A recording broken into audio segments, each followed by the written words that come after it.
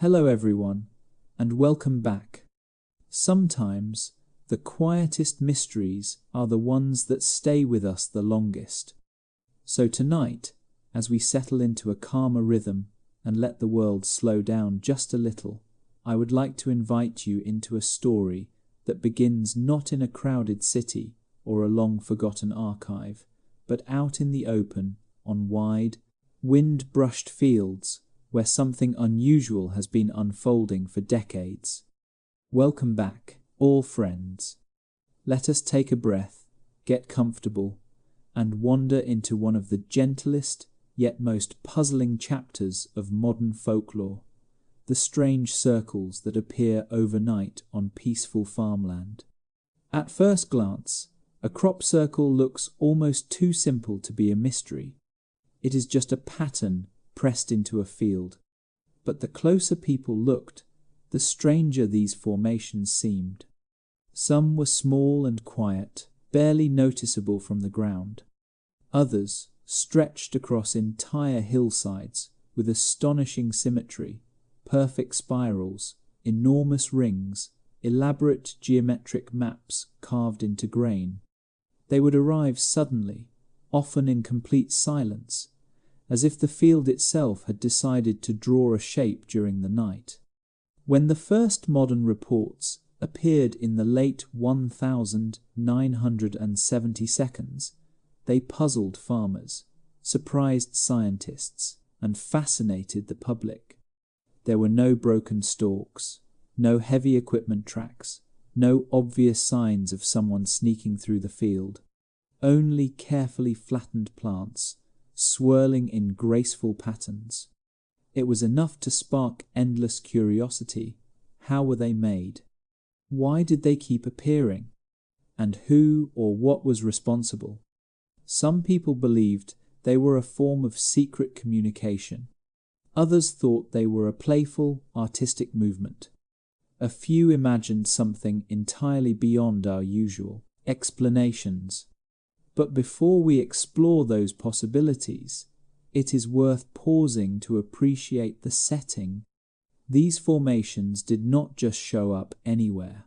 They appeared on quiet farmland at dawn, in places where the horizon feels endless, and the morning mist sits low over the crops. That atmosphere alone was enough to make anyone wonder if the land was trying to say something. And so our story begins there, in that soft, early light, where ordinary fields became the canvas for an extraordinary mystery. Long before the modern world started calling them crop circles, strange markings in fields had already made their way into folklore, diaries, and old printed stories. And that is where our journey continues, by looking back at the earliest moments when people noticed unusual shapes in their fields and tried to make sense of them with the knowledge they had at the time. Centuries ago, rural communities depended completely on their crops. A field was not just a piece of land, it was survival, wealth, and security. So, when something unusual appeared overnight, people paid attention. One of the earliest recorded references comes from a 17th century English woodcut, often called the mowing devil. It told the story of a farmer who refused to pay a worker and claimed he would rather have the devil mow his field. The next morning, the crops were flattened in a strange circular shape. Of course, we now understand this tale as symbolic folklore, but it shows that the idea of mysterious marks appearing in fields has been around much longer than we might think. Throughout the 1800s and early 1900s, newspapers occasionally reported odd patches of flattened crops, described as fairy rings, world grass, or circular impressions. People did not jump to explanations. There was no talk of advanced technology or visitors from elsewhere. Instead, many believed these shapes were caused by natural forces, gusts of wind, or supernatural folklore tied to their region. What mattered most was the sense of wonder they inspired. Even then, Fields were places of quiet work, and any disturbance felt like a message from nature itself. By the early 20th century, investigators and scientists began taking more systematic notes on these formations. Some early researchers suggested whirlwinds, others pointed to atmospheric disturbances. The patterns were simpler back then. Small circles or irregular patches, nothing like the complex geometric designs that would appear many decades later. But these early sightings created a foundation, a quiet reminder that people have always noticed when the land behaves in unusual ways. So when the modern wave of crop circles arrived in the late 1972, it did not come out of nowhere. It echoed stories told long before, linking present-day mysteries with centuries of curiosity and imagination. By the time the late 1972 rolled around, the world was already teetering between scientific curiosity and a growing fascination with the unknown. It was the perfect moment for a quiet mystery to step onto the stage, and crop circles did exactly that. What had once been rare, scattered sightings suddenly began appearing with surprising frequency, especially across the rolling countryside of southern England. This was not just a few odd patches of flattened crops anymore. This was a wave. Wiltshire, with its wide-open fields, ancient sites, and gently sloping hills, became the epicenter of the phenomenon. Farmers woke up to patterns that had not been there the night before. Pilots flying overhead reported perfect rings, spirals, and clusters that seemed almost too precise to be accidental. Visitors and locals alike gathered at field edges, pointing and guessing, wondering how something so large could appear so quietly. Throughout the 1980 seconds and 1990 seconds, the formations grew more elaborate. Simple circles evolved into intricate geometric diagrams, multiple rings connected by long pathways, star-like designs, and shapes that echoed ancient symbols or mathematical sequences. The sudden leap in complexity surprised even the people who had followed the mystery from the beginning. It felt as if someone or something was raising the stakes. The media took notice. Newspapers printed aerial photographs that spread the phenomenon far beyond rural England, captivating audiences across the globe. Documentaries followed. Enthusiasts travelled from country to country in hopes of witnessing a new formation as soon as it appeared. And with each new design, speculation only deepened. Was this a coordinated global art project? Our scientific experiment? A message? Or simply a mystery that people wanted to believe in? What made the boom so intriguing was not just the shapes themselves, it was the speed, silence, and consistency of their appearance. Most formations showed up overnight, with no witnesses and no clear signs of human activity left behind. Whatever was happening, it was happening quietly and efficiently. This period would become the golden age of crop circles, a chapter where curiosity and imagination blended so completely that even the skeptics had trouble looking away. As the formations became more elaborate, one explanation began to take shape, quietly at first, then gaining momentum. Perhaps these were not accidental patterns or mysterious signals at all. Maybe they were art. Not the kind you find in a gallery or framed on a wall, but something bigger, more daring land art created on a scale so large it could only be fully appreciated from above.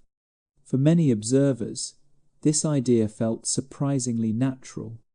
After all, the late 20th century saw a rising interest in experimental art forms that used natural landscapes as a canvas, and crop circles, with their sweeping curves and perfect symmetry, seemed to fit the mindset of artists looking to break away from traditional mediums. These were not random shapes. They were designed with intention, proportion, and visual impact hallmarks of artistic thinking. Groups of self-described circle makers eventually stepped forward, demonstrating that it was indeed possible for skilled individuals to create complex patterns using simple tools, wooden planks, ropes, and careful planning. Watching them work revealed just how much technique went into flattening crops without breaking stems or leaving obvious traces. In a way, their demonstrations added to the fascination. It meant that creativity alone, human imagination, could transform an ordinary field into something extraordinary. Yet, even this explanation did not settle the debate. Critics pointed out that some formations appeared too quickly, too perfectly, or in places difficult to access at night. Others argued that the scale and precision of certain designs would require coordination and logistics far beyond a casual art group. And then there was the question of consistency. Year after year, hundreds of patterns appeared across different countries, each with its own style and signature. Still, many found the artistic interpretation the most grounded, the most human. It allowed the mystery to remain enchanting without leaning too far into speculation. Whether crafted by small teams under moonlight or planned by larger creative collectives, the idea painted crop circles as a form of expression, an invitation to pause, look closer, and appreciate the unexpected beauty hidden in open fields. And, for those who preferred this explanation, crop circles were not puzzles to solve. They were artworks to experience. Even as many people embraced the idea of crop circles as human-made art, others were not convinced. Some formations seemed too precise, too large, or too mathematically complex to be created with just wooden boards and rope. This opened the door to another line of thought, one that did not point to the supernatural, but instead to advanced technology. During the 1,980 seconds and 1,990 seconds, tools for surveying, mapping, and precision engineering were becoming more accessible. Lasers, GPS systems, and computer-generated designs were no longer limited to big institutions. So a new theory surfaced. Maybe the circles were created using technologies that were not widely known or publicly acknowledged at the time. Some researchers suggested the use of microwave devices, capable of heating plant stems, causing them to bend smoothly without snapping. Others proposed directed energy tools, aerial platforms, or early drone-like mechanisms that could move quietly over fields during the night.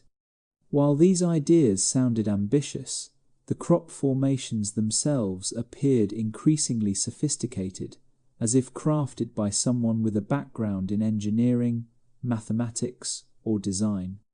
The precision of the angles, the consistent curvature, and the scale of the symmetrical shapes made critics wonder whether traditional tools alone were enough. A few analysts pointed out that some patterns resembled mathematical concepts, such as fractals, waveforms, or representations of astronomical ratios. This raised another question. If technology was involved, was it being used for artistic expression, scientific demonstration, or something else entirely? Of course, not all technological explanations required cutting-edge devices. Some experts argued that good old-fashioned surveying equipment, measuring tapes, stakes, grids, and reference points could still account for much of the accuracy. But the more circles appeared, the more observers felt that something more sophisticated might be in play. What makes this idea compelling is that it sits comfortably between the purely artistic and the wildly speculative. It does not jump to otherworldly conclusions, yet it still acknowledges the extraordinary craftsmanship present in many formations. Whether created by talented individuals or by teams equipped with specialized tools, the technological theories added a modern layer to an old-world mystery, reminding us that sometimes the most impressive works of art are built with methods we simply have not uncovered yet. As crop circles continued to appear, scientists and researchers stepped into the conversation, not to confirm or deny any bold theories, but simply to look closely at the physical evidence left behind. If anything unusual was happening in the fields, it would show up in the plants, the soil, or the surrounding environment. And so began a quiet wave of investigations, each one trying to understand the formations through observation, measurement, and calm analysis. One of the first things researchers noticed was the condition of the plants. In many formations, the stems were not snapped or crushed, but gently bent near the base, almost as if softened before being pressed down. This stood out because natural forces, like storms, usually leave plants broken or scattered irregularly. Some studies suggested the bending might be related to heat, pressure, or even subtle environmental changes. Others thought the effect could simply come from careful human technique, but the consistency was interesting enough to spark deeper study. Soil samples taken from inside and outside the patterns sometimes revealed slight differences, variations in moisture, altered mineral arrangement, or traces of unusual pressure. A few investigators even reported mild electromagnetic anomalies, noting that compass needles behaved strangely or that camera equipment occasionally malfunctioned near fresh formations. These observations did not appear in every case, but when they did, they added fuel to the ongoing debate. Despite these findings, many scientists remained cautious. Most agreed that natural explanations, wind, weather patterns, or human activity were still the most likely causes. But the investigations also highlighted how little we understand about certain environmental interactions. Some researchers pointed out that crop circles often appear in regions where natural energy lines, underground water flows, or unique geological conditions are present. Whether these factors played any role remained uncertain, but they were worth noting. In the end, the scientific inquiries did not solve the mystery. Instead, they revealed that the phenomenon was more nuanced than anyone expected. Some formations clearly showed signs of human creation. Others carried subtle features that were harder to explain. What united all the studies was the same thing that drew public fascination, the sense that something quietly unusual was happening on ordinary farmland. As the mystery deepened and the world's curiosity grew louder, another piece of the puzzle emerged, one that was far more down to earth than electromagnetic fields or high-precision tools. A number of crop circles, it turned out, were created by humans. Not hidden groups with advanced equipment, not secret teams with experimental devices, just ordinary people with a sense of humor, patience, and a surprising amount of skill. The most famous confession came in the early 1992, when two men from England stepped forward and revealed that they had been creating crop circles for years, purely as a hobby. They demonstrated their methods publicly, showing how simple tools like wooden planks, rope, and measuring techniques could form clean, beautiful circular patterns overnight. Watching them work was almost disarming. Their approach was methodical, quiet, and surprisingly efficient, proving that at least some formations had very human origins. Their admission opened the door for more groups to come forward. Some called themselves circle makers, embracing the craft as a form of artistic expression. Others admitted they did it just to see the reactions, curiosity, excitement, speculation. A few even enjoyed seeing scientists and media outlets debate the meaning of their handiwork. It was, in their eyes, a playful experiment in perception. Yet, even with these confessions, the conversation did not settle. Critics pointed out that the confessed hoaxes accounted for only a portion of the worldwide formations. Many designs appeared in remote locations, required complex geometry, or were created too quickly to be explained by small groups working with basic tools. And while the admitted artists could recreate many patterns, some formations still showed features that did not match typical human-made techniques. The hoaxes did not solve the mystery. They simply added another layer to it. They proved that human creativity played a role, but they did not eliminate the possibility that other factors were still at work. If anything, the confessions made the story richer, part playful art, part unexplained phenomenon, part social experiment. In a way, the hoaxes reminded everyone of something important. Sometimes mystery survives, not because people hide the truth, but because the truth includes many different pieces, and humans themselves are one of them. Even with artists stepping forward and scientists examining every detail, a large part of the public still felt that the crop circle story had threads that could not be explained so easily. And that is where the more unusual interpretations took root. Ideas that wandered beyond the boundaries of everyday explanations and into the realm of the unexplained.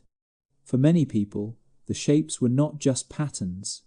They looked intentional, symbolic, almost communicative. The precision, the symmetry, the sudden overnight appearance. These qualities made some observers wonder whether the formations were created by something we simply did not understand yet.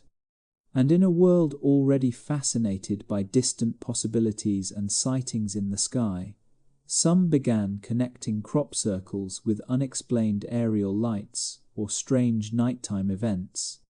It was not necessarily about dramatic encounters or bold claims. Most of these interpretations were gentle, speculative, and rooted in curiosity rather than fear. People suggested the formations might be a form of communication, an attempt to express mathematical ideas, universal symbols, or messages in a visual language. Others thought crop circles might be a byproduct of some unknown atmospheric or energetic phenomenon that we simply had not identified yet. A few imagined that the shapes could be markers or signals meant for observation from above, crafted in a way designed to be seen, not touched. What made these interpretations so compelling was not their certainty, because none was certain, but the sense of possibility they offered. They allowed people to look at the fields and imagine that the world might still hold secrets waiting to be understood. In a time when technology explained nearly everything, the idea that something remained unexplained felt strangely comforting. Of course, many skeptics dismissed these ideas altogether, arguing that speculation should never outrun evidence, and they had a point. But the persistence of these interpretations showed something important. People were not just reacting to the shapes themselves, they were reacting to the feeling. Those shapes stirred. The quiet wonder, the sense of connection to something larger, the reminder that, every now and then, the world can still surprise us. Whether symbolic, atmospheric, or something beyond our view, the more speculative theories added a soft, almost poetic layer to the phenomenon, turning the fields into a canvas not just for art, but for imagination. As the formations grew more complex, another idea began to surface, one that did not focus on who created the crop circles, but why they might have been created. To many observers, the shapes felt more like symbols than decorations. They carried a sense of intention, as if each formation was trying to say something without using words at all. Some patterns resembled ancient designs, mandalas, star shapes, or motifs found in old cultural artifacts. Others appeared deeply mathematical, echoing fractals, spirals, or ratios found in nature. A few formations were so precise that mathematicians recognized concepts like the Fibonacci sequence or geometric theorems woven into low time, the layout. This opened up a new line of thought. Maybe the circles were not just art or anomalies. Maybe they were messages built through geometry. Of course, the word message did not necessarily imply something dramatic. Some people believed the shapes were visual explanations, diagrams, expressing ideas about harmony, balance, or natural cycles. Others thought they might be reflections of patterns found in the universe, expressed through the medium of crops instead of paper. For those who explored symbolic interpretations, every line and curve felt like a clue. Then there were more grounded ideas. Some viewed the formations as an artistic commentary on humanity's relationship with nature, an invitation to pause, look closer, and reconnect with the land. Others suggested they might be a kind of creative protest or a statement about observation, perception, and meaning. After all, the circles did not just appear, they made people look up, pay attention, and question. A few interpretations leaned into more mysterious possibilities. Perhaps the shapes acted as markers visible from above, or maybe they represented signals meant for someone or something else. But even these ideas were usually framed gently, rooted more in curiosity than in grand claims. What made the symbolic theories so enduring was their openness. They did not claim to have the final answer. Instead, they encouraged people to see the formations as part of a larger story, one where geometry, imagination, and the quiet beauty of open fields could come together to spark wonder. Whether the shapes were messages, reflections, or simply creative expression, they reminded everyone of one thing. Sometimes meaning is not spoken, it is drawn, quietly, where anyone willing to look can find it. By the time crop circles entered mainstream awareness, they had already slipped beyond the boundaries of simple field formations. They became something much larger, symbols that lived in documentaries, newspaper headlines, late-night conversations, art studios, and even quiet personal imaginations. And that cultural ripple is where our final idea unfolds. From the 1,980 seconds onward, aerial photographs of these formations circulated widely, sparking fascination far beyond the small towns where the circles actually appeared. People were not just interested in how they were made, they were drawn to the feeling the images created. Calm, symmetrical, mysterious.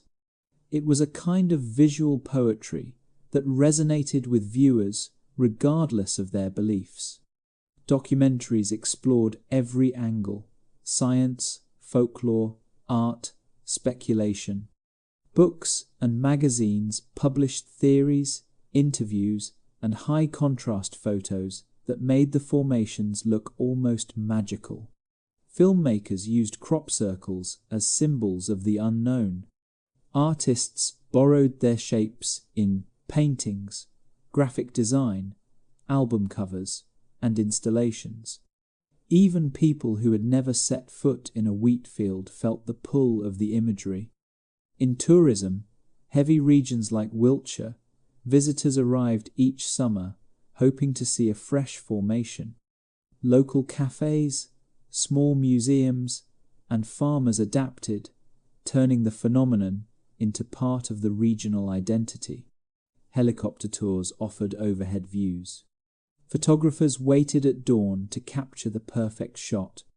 Even skeptics joined in, not because they believed in any unusual explanation, but because the shapes themselves were genuinely striking. At the same time, crop circles sparked community conversations about mystery, creativity, and the boundaries of what humans can achieve. They became a shared cultural moment, a blend of curiosity and wonder that brought people together, not through fear or urgency, but through the simple joy of trying to understand something beautiful and unexplained.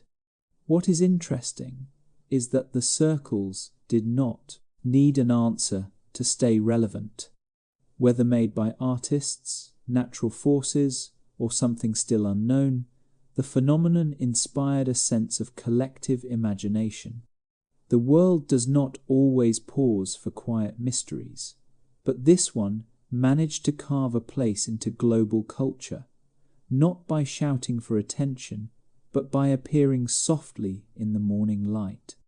And that gentle impact is part of why crop circles continue to fascinate us today. And so, when we step back from all the theories, artistic, scientific, technological, and even the more speculative ones, we are left with something surprisingly simple. Crop circles are not just shapes in a field. They are reminders that the world still has space for wonder. In an age where we track storms from satellites, map the ocean floor, and analyze every corner of the universe, these quiet formations in the countryside invite us to pause and consider that not everything needs an immediate answer. Some circles were made by artists with planks and rope. Some might come from natural forces we do not yet fully understand, and some remain unexplained, sitting gently in that soft space between the known and the unknown. But maybe that is the real beauty of the phenomenon. It is not about solving a puzzle. It is about noticing how a simple pattern in a field can spark imagination across the world. Mysteries do not always need to shout. Sometimes they whisper. Sometimes they appear overnight under the moonlight, waiting to be found at dawn. And sometimes they linger in our minds long after the fields have been harvested. Thank you for spending this quiet moment with me, wandering through open fields and old stories. I hope tonight's journey brought you a bit of calm, a bit of curiosity, and maybe even a bit of that childhood feeling that the world still holds surprises. Take care, rest well, and I will see you again in the next story. Good night, friends.